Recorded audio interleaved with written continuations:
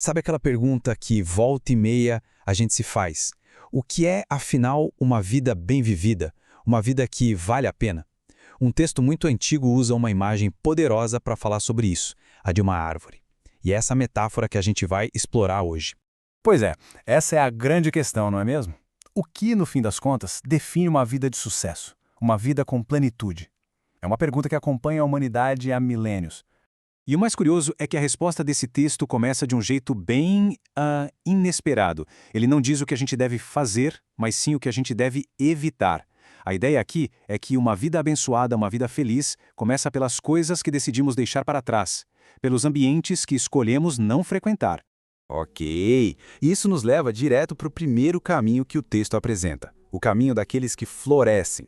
E a imagem para descrever isso é simplesmente perfeita, uma árvore cheia de vida. Olha só que interessante esse contraste. É como se a vida fosse uma grande bifurcação. De um lado estão as influências que a gente deve evitar. Do outro, aquilo que a gente deve buscar ativamente, aquilo que nos nutre. Não é sobre sorte ou acaso, sabe? É sobre uma vida de escolhas deliberadas. E aqui está o coração da metáfora. Uma árvore, não uma árvore qualquer, mas uma plantada junto a um rio. A imagem é de algo que não está apenas sobrevivendo, mas prosperando, porque tem uma fonte constante e segura de alimento. E essa metáfora da árvore se desdobra em características bem claras. Primeiro, ela tem uma fonte estável, a água do rio. Por isso, ela é resiliente. Segundo, ela dá frutos no tempo certo, mostrando que é produtiva. Terceiro, sua folhagem está sempre verde, o que simboliza uma vitalidade que não acaba. E o resultado de tudo isso?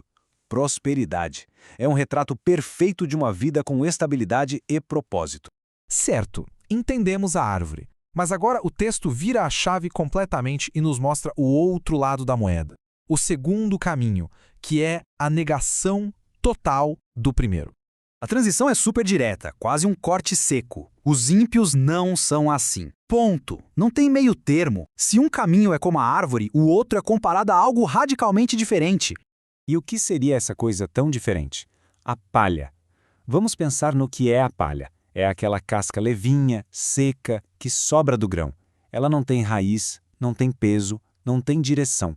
Qualquer vento leva. É a imagem perfeita de algo sem fundamento, sem substância. E aqui o contraste fica gritante.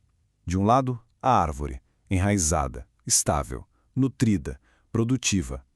Do outro lado, a palha, sem raízes, instável, leve, sem poder nenhum, simplesmente dispersa pelo vento. Um caminho tem peso, tem propósito, o outro é vazio, sem rumo. E então tá, temos dois caminhos totalmente diferentes. Mas e daí? Aonde cada um deles leva? O texto é bem claro sobre as consequências finais de cada uma dessas escolhas. O resultado é um só: separação. A palha, justamente por ser leve, sem raiz, não consegue ficar de pé quando vem um teste, um juízo. Ela é simplesmente varrida. A instabilidade não consegue permanecer onde existe estabilidade. E no final, a conclusão é esta. Um caminho é conhecido, é observado, é cuidado. O outro se desfaz, perece por sua própria natureza. A grande diferença não está no sucesso de um momento, mas no destino para onde cada caminho leva. Aí a gente para e pensa, por que essa imagem, essa metáfora criada há milhares de anos, ainda conversa tanto com a gente hoje? O que ela ainda tem a nos dizer?